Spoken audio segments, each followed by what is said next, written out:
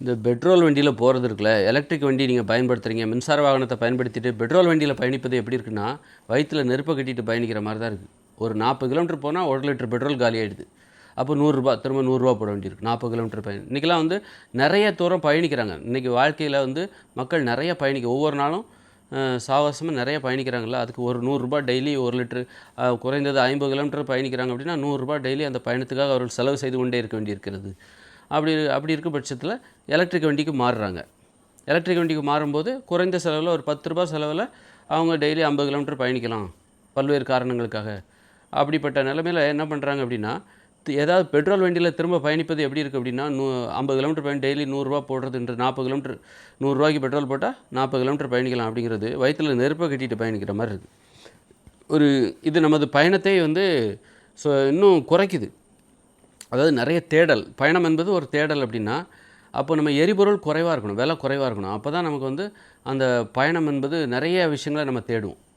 இந்த பெட்ரோல் செலவு இருக்குல்ல, இது ஏற்படுத்துகிற பயமே என்ன பண்ணுது அப்படின்னா, நம்ம குறைவாக தான் பயணிக்கிறோம். அப்படியே வீட்டுக்கு தவிர்க்க முடியாததுக்கு மட்டும் தான் பயணித்து விட்டு அது சில தேவைகளோடு தவிர்த்துட்டு வீட்டுக்கு வந்துடுறோம். இந்த மாதிரி இந்த எரிபொருள் எந்த அளவுக்கு உங்களுக்கு விலை குறைவாக இருக்கோ அந்த அளவுக்கு மக்கள் நல்லா வீட்டை விட்டு வெளியில் வருவாங்க. அதுபோல் பஸ் கட்டணம், ட்ரெயின் கட்டணம் எந்த அளவுக்கு குறைவாக இருக்கோ அந்த அளவுக்கு மக்கள் பயணிப்பார்கள், தேடுவார்கள், பல்வேறு அனுபவங்கள் அவங்களுக்கு கிடைக்கும். இன்றைக்கி வீட்டுக்குள்ளே முடங்குற காரணம் என்ன? சம்பளம் கம்மி, போக்குவரத்து செலவு அதிகம், பஸ் டிக்கெட் அதிகம், பெட்ரோல் செலவு அதிகம்.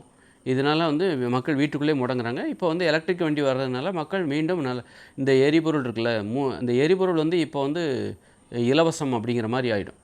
இனிமேல் வர காலங்களில் தண்ணியிலே வண்டி ஓடுது, தண்ணி ஊற்றினா கூட வண்டி ஓடும். அது மாதிரி மின்சார வாகனம், அது மாதிரி சோலார்லேருந்து எப்படி பேட்டரியில் ரீசார்ஜ் பண்ணுறது, இப்படியெல்லாம் வரும்போது என்ன ஆகும்னா மக்கள் நிறைய பயணிக்க ஆரம்பிப்பாங்க. சாலைகள் ரொம்ப நெரிசலாக மாறுவதற்கு வாய்ப்பு இருக்குது. ஒரு கார் கூட யார் வேணாலும் வாங்கிடுவாங்க. ஏன்னா எல்லாம் மின்சாரத்தில் தானே ஓடுது. பெட்ரோல் ஊற்றினா தான், டீசல் ஊற்றினா தான் நிறைய காசு ஆகும். அதுக்கு பயந்துட்டு தான் நிறைய பேர் கார் எடுக்க மாட்டாங்க. அதில் 2 வீலர் இருந்தால் கூட அதிகமாக ஓட்ட மாட்டாங்க. இப்போ எல்லாமே ஃப்ரீ அப்படிங்கும்போது மக்கள் வீட்டை விட்டு வெளியில் பயணிக்க ஆரம்பித்து விடுவார்கள். சாலைகள் நெரிசலாக மாறப்போகிறது. சாலைகளில் வாகன நெருக்கடி அதிகமாக போகிறது. ஏனென்றால்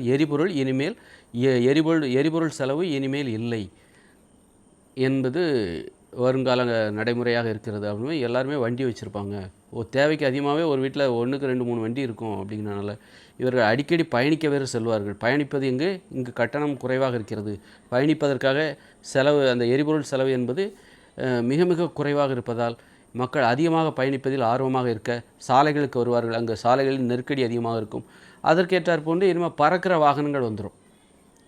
ஏன்னா எல்லாருமே வாகனத்தில் போக ஆரம்பிச்சிட்டாங்கன்னா இப்போ சாலைகள் பத்தாது.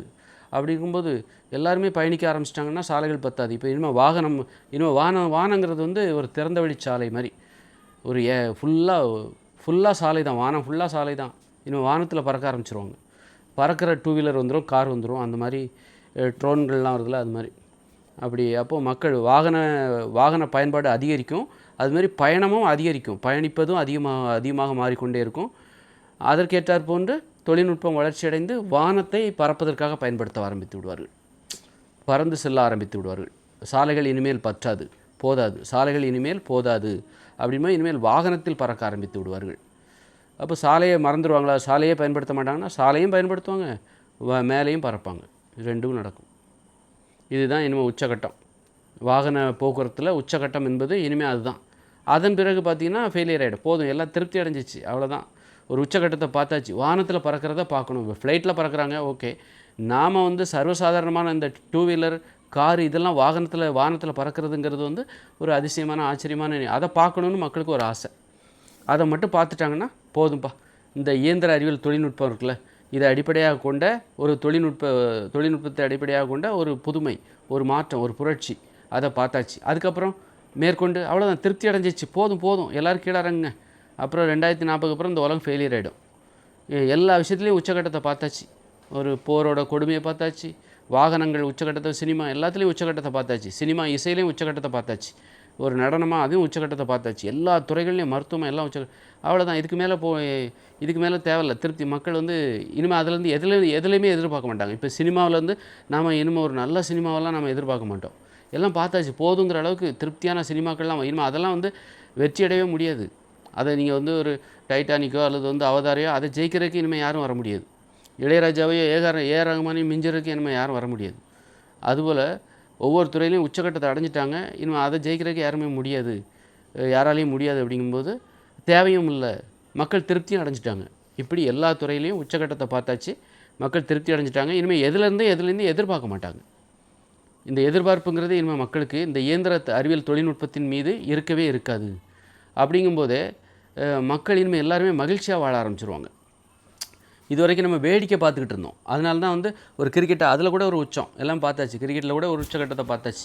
டெண்டுல்கரையும் தாண்டி நேராக விராட் கோலியை பார்த்தாச்சு. அதுக்கு மேலேயும் 1-2 பேர் வர்றாங்க, எல்லாத்தையும் பார்த்தாச்சு. அப்படிங்கும்போது எல்லோரும் வேடிக்கை பார்த்துட்டு இருந்தோம். மற்றவங்கள வேடிக்கை பார்த்துட்டு இருக்கிற ஒரு வாழ்க்கை இது நாள் வரைக்கும். அதனால தான் எல்லாருமே ஜெயிச்சிட்டு இருந்தாங்க, எல்லாருமே அதுக்கு தீனி போட்டுக்கிட்டு இருந்தாங்க. இப்போ இளையராஜா ஏறணும்னா நாம் அவங்கள வேடிக்கை பார்த்தா அவங்க நமக்கு தீனி போட்டாங்க. எவ்வளோ காலத்துக்கு நம்ம வேடிக்கை பார்த்துக்கிட்டே இருப்போம்? எல்லாருமே மகிழ்ச்சியாக வாழ வேண்டாமா? மகிழ்ச்சியாக வாழ்வதை தியாகம் செய்துவிட்டு நாம் பிறரை வேடிக்கை பார்த்தோம். அவங்களும் நமக்கு வந்து அவங்க வாழ்க்கையை தியாகம் பண்ணிவிட்டு நமக்கு வேடிக்கை காட்டினாங்க. இப்போ என்ன ஆகுதுன்னா, எல்லாருக்குமே மகிழ்ச்சியாக வாழணும்னு ஒரு ஆசை வந்துருச்சு. யாருக்கும் நான் வேடிக்கை காட்ட வேண்டிய அவசியம் இல்லை. என் மகிழ்ச்சியான வாழ்க்கையை தியாகம் பண்ணிவிட்டு நான் யாருக்காகவும் வேடிக்கை காட்டணுங்கிற அவசியம் இல்லை. அதுபோல் எனது மகிழ்ச்சியான வாழ்க்கையை நான் தியாகம் செய்துவிட்டு பிறரை வேடிக்கை பார்க்கணுங்கிற அவசியமும் எனக்கு இல்லை அப்படின்னு சொல்லிட்டு இனிமேல் எல்லா மக்களும் மகிழ்ச்சியாக வாழ ஆரம்பித்து விடுவார்கள். மகிழ்ச்சியாக வாழ ஆரம்பிக்கும் பொழுது என்னாகும் அப்படின்னா,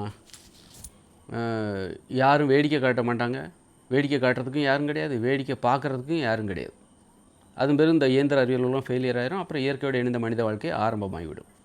மனிதர்கள் மகிழ்ச்சியாக வாழுகிற ஒரு வாழ்க்கை முழுக்க இந்த உலகம் முழுக்கவே